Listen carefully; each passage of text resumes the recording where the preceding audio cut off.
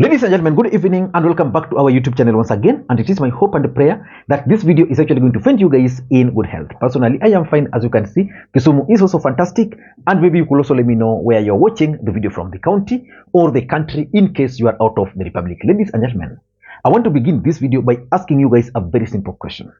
And I want to target those who voted for Azimio with this question in 2022 and those who are still planning to vote for Azimio presidential candidate in 2027. Who do you think should be Azimio presidential candidate in 2027? Let me narrow the choices to three individuals. I know there are several other individuals who are planning to run for the presidency and Azimio, like Eugene Malwa, but allow me to narrow it only to three individuals. Number one, Raila Odinga. Number two, Martha Karua. Number three, Stephen Kalonzo Musyoka. Who do you think amongst those three should carry Azimio presidential flag in 2027? I'm asking that question because yesterday I attended Jaramogi Odinga's memorial service and public lecture at Ofafa Hall. And the mood in the hall was for another bid for Raila Odinga. And of course, if you've been studying the politics of this country, Raila Odinga has embarked on a series of political activities. And in my view, Raila Odinga's latest moves should actually worry Stephen Kalonzo Musyoka. Raila Odinga embarked on a 9-day tour of the country. He was in Western Kenya, which has concluded. Raila Odinga today, I think he is in Lamu. He arrived in Lamu, and I think tomorrow he's also embarking on a series of political activities. Next week, Raila Odinga will also embark on other political activities.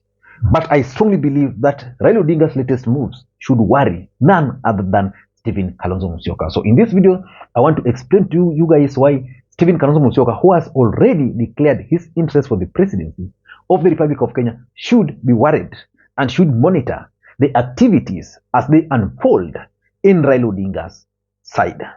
Before we do that, for those who are following this channel for the first time, please take a second or two, click that subscribe button so that next time we produce a video like this, YouTube will automatically notify you. And to the subscribers, I want to continue thanking you guys for your continued support, because without that support, this channel cannot be where it is. Ladies and gentlemen, without any further ado, allow me to dive in.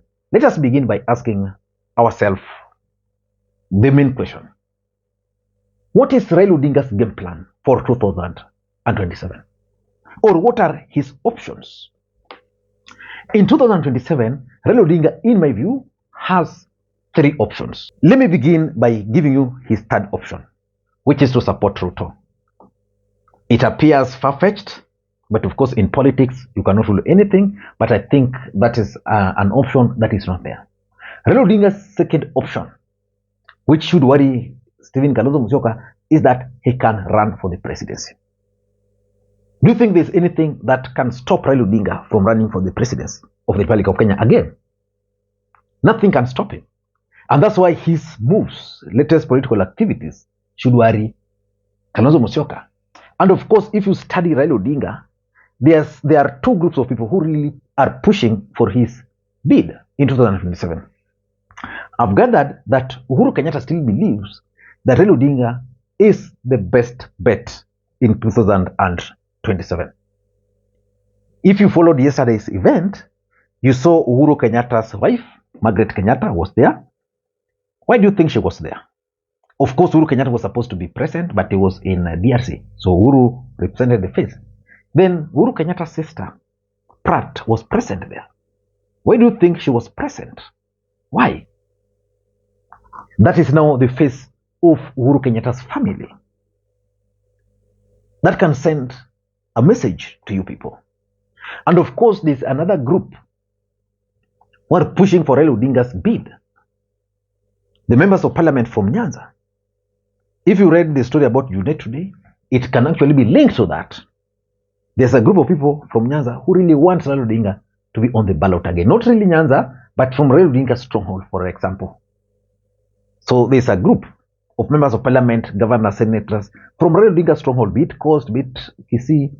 They want Raila Odinga to run. Because if Raila Odinga runs, of course, that's an advantage to them. So Raila Odinga has that option, which is his second option. The third option for Raila Odinga is to support someone else. And who do you think Raila Odinga can support? There's the first person, who is Kalonzo Musyoka. The other day when Uhuru Odinga hosted Kalonzo Musyoka in Bondo, Raila Odinga kind of endorsed Stephen Kalonzo Musyoka. In his own words, Kalonzo Musyoka is someone who is reliable. Kalonzo Musyoka has supported Raila Odinga and delivered to him almost on 3 occasions. So there's a feeling that this time round, Raila can support him. Tulikuwa naye pamoja kutoka wakati hili ya KANU, alikuwa KANU huko.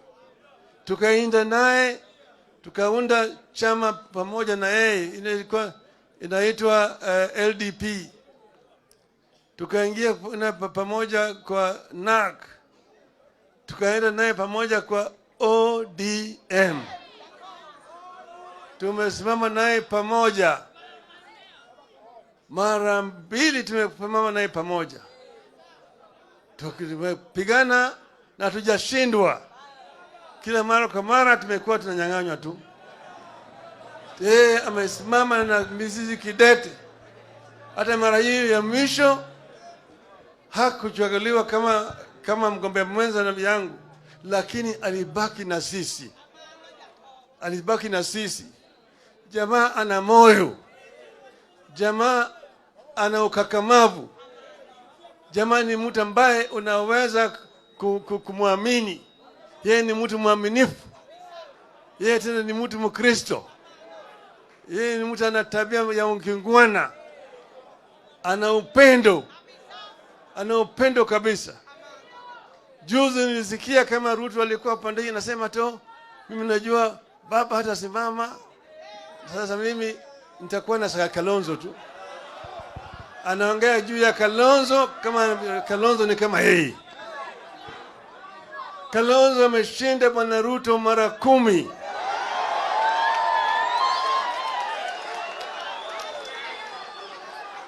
Yeye ni mtu mwaminifu. Yeye ni mtu mwaminifu. Anataka kudagawanya sisi. Baba na Kalonzo, sijui baba hatasimama, sijui nani hatasimama. Miongoni wetu hapa mtu atasimama. But I've also gathered that there's a group within Azimio who strongly believes that the only aim is to stop William Ruto from winning again. And the only way of stopping William Ruto from winning the presidency is through supporting someone else from Mount Kenya. That is another thing which is being said.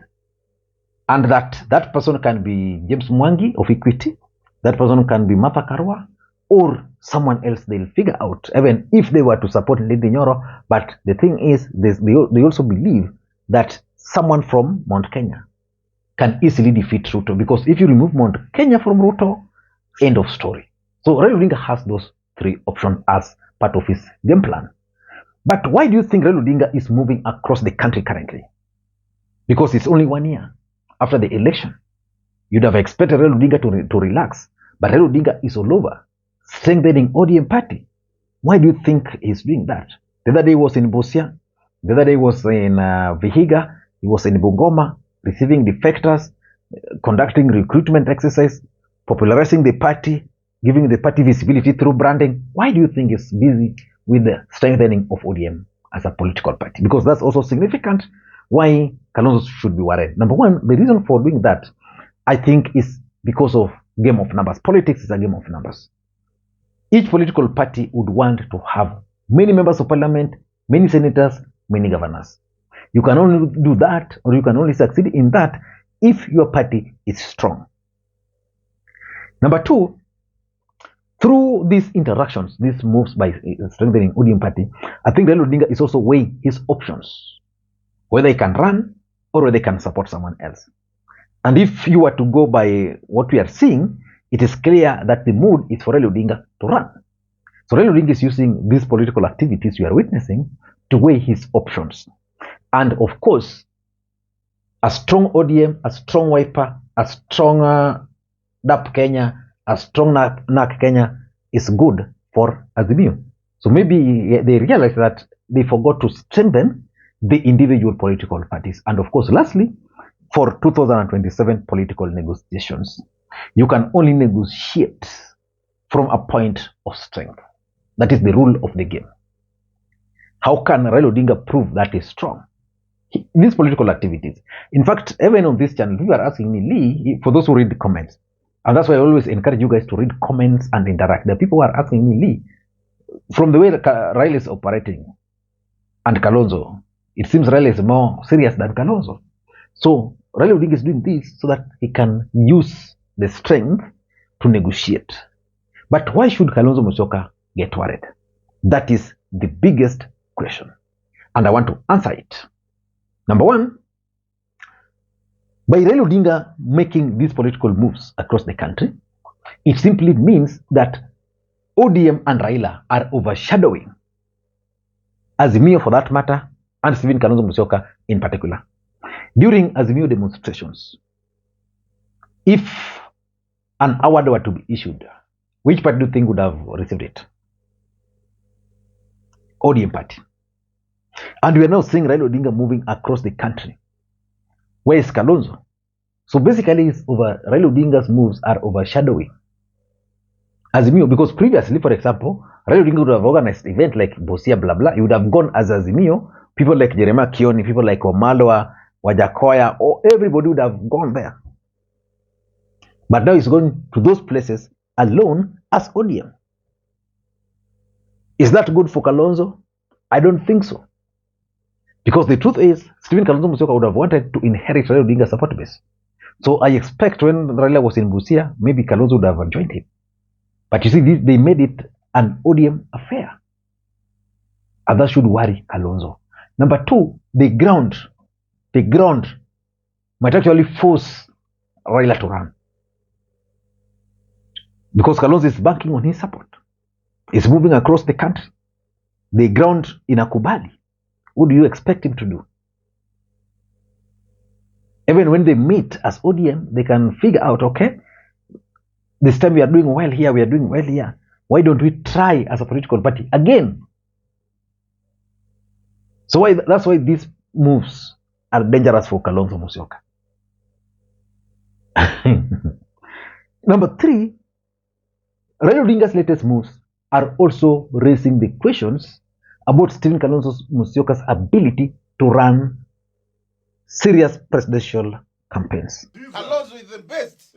Mtu amekufa na zizi bwana. Lakini wanasema hana ile. Hiyo ana ndio Raila anakuja naye. Na ile Raila naye hakuwa naye ndio ile Kalonzo ako naye. Hebu Raila kamwambia tosha. Front.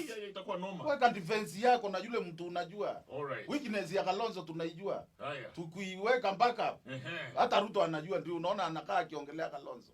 Let's face it. When was the last time you saw Wiper as a political party conducting political activities? Me, I know. The other week they held their political, was it NEC or something? Meeting. Which was good. But was it necessary to be held there? I expect Kalonzo Musyoka, for example, to start receiving people at his offices. Let's say a delegation from Kisii, a delegation from Nyamera, a delegation from Busia, going there to pay him a visit. Yeah? But Raila, we are seeing Raila Odinga going to a place. The first thing they do, they have the consultative meetings, or what they call leaders meeting. Then they go for the recruitment, then the political rally. And they're doing this severally. So which means, from the face value, Raila Odinga is the only person from Azimio who can run a presidential campaign. And lastly, it also portrays Kalonzo Musyoka as a weaker partner. That without Raila, they can't be seen. Yeah, I don't know why Kalonzo cannot craft. In my view,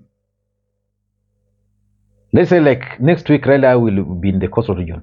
Why can Kalonzo just organize 2 or 3 meetings? Maybe in central Kenya. Those meetings don't have to be big. Politics is a game of perception. Just have a good camera, you have someone, just people to hype that you met these people, whether there are 5 people. What do you think Ruto is doing? Ruto can only meet, sometimes Ruto would call people, you see 5 people at the defectors, just for perception. I don't know what you think. That's my take. But who do you think should be Azimio presidential candidate? Let me read in the comment section. Bye-bye.